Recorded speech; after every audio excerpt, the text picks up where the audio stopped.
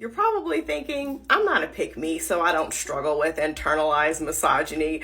I'm going to challenge that because I bet you do. Here is a list of ways that we have made internalized misogyny socially acceptable. And if you think you're going to get in my comment section and start acting a fool, I block people like it's my job. I blocked so many people, I'm surprised I still have an FYP. So don't start.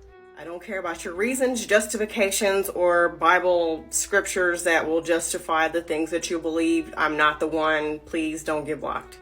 The first one I know is going to piss people off. I know it's going to start some drama. I know I'm going to get some 5 comment threads about the reasons why you did it. And again, I do not fucking care.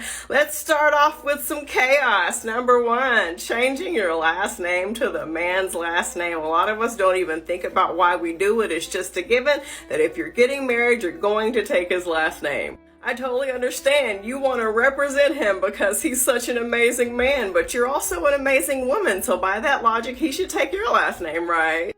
It's what God would want you to do? Okay, well, show me in the Bible where it specifically says to take his last name. Not your interpretation of a scripture, but a literal scripture that says take his last name. Oh, I totally understand you're taking his last name because you hate yours or you hate your father or whatever the case may be, but if that's the case, do what I did and just fucking change your name on your own. Why do you gotta wait for a man to do it? Oh, and I totally understand you want your family to all have the same name. But again, why couldn't he take your last name? Or why couldn't y'all do something fun like work together and make up a new last name? I don't know, like a team name.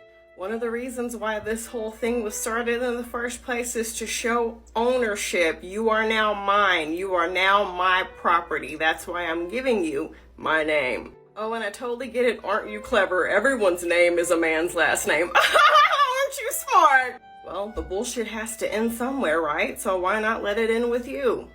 Number 2, if you're in a relationship with a man, it's the belief by both of you or your man or just you that you have to be submissive, soft, ladylike, and feminine. All that shit was made up by men so that you could be easier to control. But Jules, you don't get it. My husband doesn't control me. He's actually amazing. Well, if he's so amazing, why does he need you to be submissive? I don't know. It's kind of weird. If he was actually amazing, he would treat you like an equal partner, and he would need your ladylikeness in order for him to feel like a man. It's just weird. The next thing is the belief that women can't be trusted and are full of drama. Have you ever heard men gossip about people? Have you ever had a man be jealous of you and try to destroy you? Have you ever been traumatized by a man? Raise your hand if you've ever been personally victimized by a man. The truth is that we're all people and we're gonna do people shit, but simply saying that it's just a woman problem is internalized fucking misogyny. It's to keep us pitted against each other and in competition with each other. Yes, I totally understand that your best friend from 2 years ago let you down or betrayed you or did something horrible to you and you rightfully should not be talking to her anymore, but men also do horrible backstabbing shit all the time. So what are we talking about here? Thinking that having baby girls costs more money and that girls are moody. Have you ever had a son before? Do you know how much sneakers cost? They want to keep up with trends too.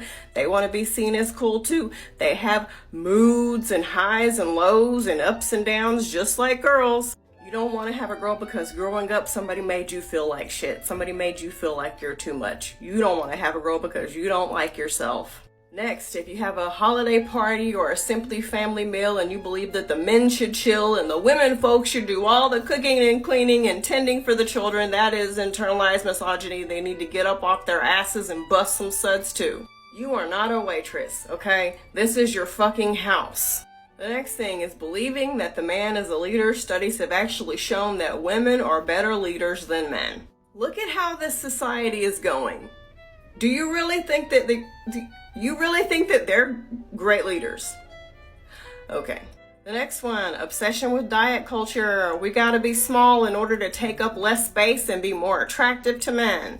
I've heard of men with natural looking women cheat on them with women who are fully glammed up. I've heard of men with skinny women cheat with bigger women and vice versa. I've heard of men who are dating women who are fully established with amazing careers cheat on women who don't have amazing careers, who aren't necessarily fully established, and vice versa. The goalpost is always going to move, okay? Just live your life.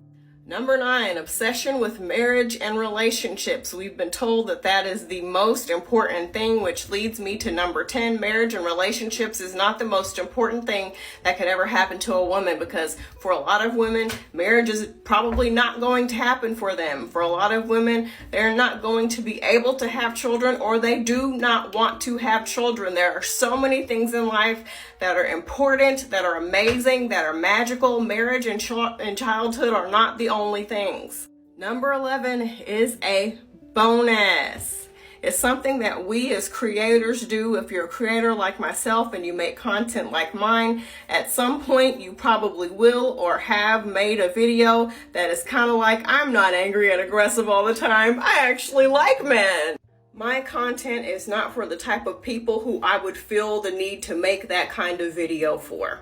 If you see me as angry or aggressive, you're probably racist, you probably have a lot of internalized misogyny to unpack, or you're probably a man. My content is for none of those people. So why would I ever make a video saying, hey, just so you know, I'm okay. I'm one of the good feminists. I'm not angry. I'm actually a really nice, soft, sweet, and feminine person who loves men.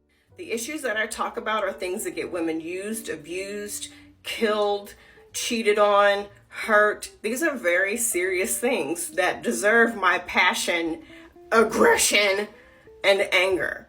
Every now and then I'll do something funny in a video because that's just my personality, but my content is for the women and the small percentage of men who actually want to work to change things and bring awareness to the shit that's happening in this world, because this is the world that our sons, that our daughters, that our grandchildren, if you have kids, are going to grow up in. It's fucked up. So the best thing we can do right now is to start fixing the shit so that things can be different.